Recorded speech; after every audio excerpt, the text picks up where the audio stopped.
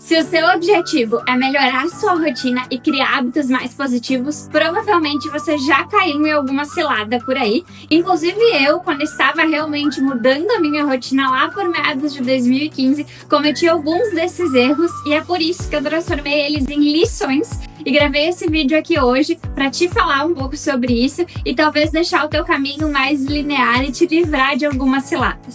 Oi gente, eu sou a Ellen, nutricionista, e aqui nesse canal a gente fala sobre nutrição e sobre mudanças de hábitos de uma forma prática e leve. No vídeo de hoje eu quero conversar um pouquinho com vocês sobre as 4 coisas que eu faria se eu estivesse mudando a minha rotina e melhorando os meus hábitos e estivesse começando agora. O intuito desse vídeo é justamente motivar e inspirar quem está começando nessa mudança. Que sim, existem algumas ciladas que a gente acaba caindo mesmo não querendo. E esse vídeo é justamente para te trazer lições de algumas ciladas que eu já caí e que eu considero muito importante e que recomendo fortemente para os meus pacientes que também estão nesse início de mudança de hábitos. Bom, vamos lá. O primeiro item de todos é focar em incluir ao invés de excluir. É bem comum que nesse início de processo de mudanças de hábitos a gente foque em tudo que a gente precisa retirar. E isso, na verdade, pode ser um grande tiro no pé, porque vai fazer com que todo esse processo se torne um verdadeiro saco. E focando em incluir ao invés de excluir, a gente já consegue ter avanços na nossa rotina. Pensando em alimentação, por exemplo, vamos dizer que você come uma pizza todo final de semana. Ao invés da gente retirar essa pizza, que é um hábito que você já tem, que provavelmente você gosta, a gente pode focar em incluir uma salada, um legume junto desse consumo. Pensando nos seus lanches, por exemplo, ao invés de retirar o que você já vem fazendo, a gente pode incluir porções de frutas nos seus lanches. A gente pode incluir mais água no seu dia a dia. Focando em incluir, ao invés de excluir, a gente já vai automaticamente conseguir melhorar os seus hábitos. Porque quando a gente vai colocando mais coisas que nos fazem bem na nossa rotina, automaticamente as coisas que nos trazem prejuízo vão se diminuir. Outro exemplo poderia ser o exercício físico. Você pode pensar em como incluir mais ele na sua rotina. Pode ser no final de semana, pode ser em algum dia de semana, uma modalidade diferente, mas foca em incluir ao invés de excluir. Esse já vai ser um ótimo ponto de partida. O segundo ponto é ter metas de curto prazo. Aqui é muito importante a gente falar sobre isso. Quando a gente está nesse processo de começar a mudar, é bem comum que a gente tenha metas grandiosas ou assim, conquistas grandiosas que a gente quer atingir. Isso provavelmente vai levar um tempo maior. E quando a gente fala de hábitos que levam tempo, a probabilidade da gente se frustrar nesse meio de processo é muito grande. Vou trazer um exemplo. Se você quer emagrecer 10 quilos, se você focar apenas nos 10 quilos, você concorda que isso não vai acontecer em 1 ou 2 meses. Isso vai levar um tempo maior, muito provavelmente, fazendo de uma forma consistente e saudável. Se a gente transformar essa meta de perder 10 quilos e perder 1 ou 2 quilos por mês, a gente consegue ter uma meta mais atingível e em curto prazo para que você consiga seguir motivada nesse processo, entende? Porque aí passou esse mês, você atingiu, você vai dar um check nessa meta e vai se sentir mais motivada para continuar. Diferente de você focar apenas nos 10 quilos e ver que perdeu ali 1 nesse primeiro mês e se sentir desmotivado.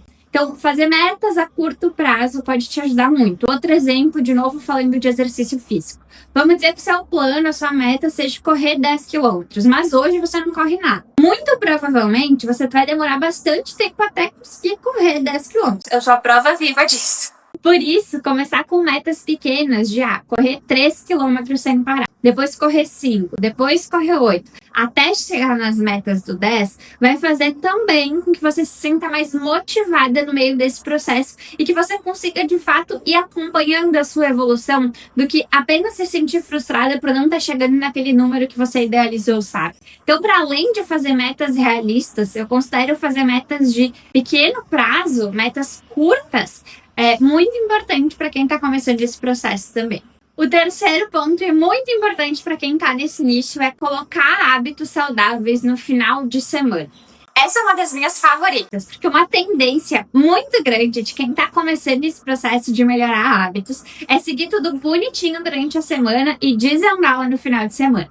Por isso, colocando hábitos fixos que são positivos e que te aproximam mais dos objetivos que tu tem no final de semana, pode te ajudar muito nesse processo. Um exemplo que eu gosto muito de trazer para os pacientes é incluir um exercício físico talvez diferente no final de semana que você possa fazer com mais calma. Ou então o hábito do café da manhã saudável. Essa daqui eu adoro. Porque quando a gente começa o dia já fazendo algo certinho ou dando um check em uma meta que a gente tende a se sentir mais motivado para seguir o dia. Por isso que começar o dia com um café da manhã saudável já vai te motivar a seguir com hábitos mais saudáveis, mais equilibrados ao longo dos dias. Então, ter esses hábitos positivos no final de semana pode fazer com que, de fato, tu consiga virar essa chave do final de semana e seguir ele com mais equilíbrio. Então, pensa aí como tu pode incluir hábitos mais positivos no teu final de semana. E, por fim, o hábito de não focar apenas na alimentação. Esse é um erro que muitas pessoas cometem. Focar apenas na alimentação. Como que se a gente se alimentar bem fosse apenas a gente querer fazer isso. Não é bem assim. Muitos outros fatores influenciam na forma como a gente se alimenta. A prova viva disso é que se fosse só querer, a gente não teria números tão alarmantes de obesidade como a gente tem hoje. A alimentação não é só sobre querer. Muitos outros fatores influenciam. E quando a gente começa a cuidar desses outros fatores, a gente percebe que ter hábitos mais positivos quando a gente fala em alimentação se torna mais fácil. Um desses hábitos que eu gosto muito de falar sobre ele é o sono. Quando a gente dorme menos horas que o suficiente ou tem um sono de má qualidade, a gente muda as nossas preferências alimentares no dia seguinte. A gente tende a ter uma preferência maior por carboidratos simples e por açúcar. Então, não basta você querer não consumir esses alimentos. Se você dormir mal ou dormir menos, o seu corpo vai te pedir por eles justamente por estar precisando de mais energia.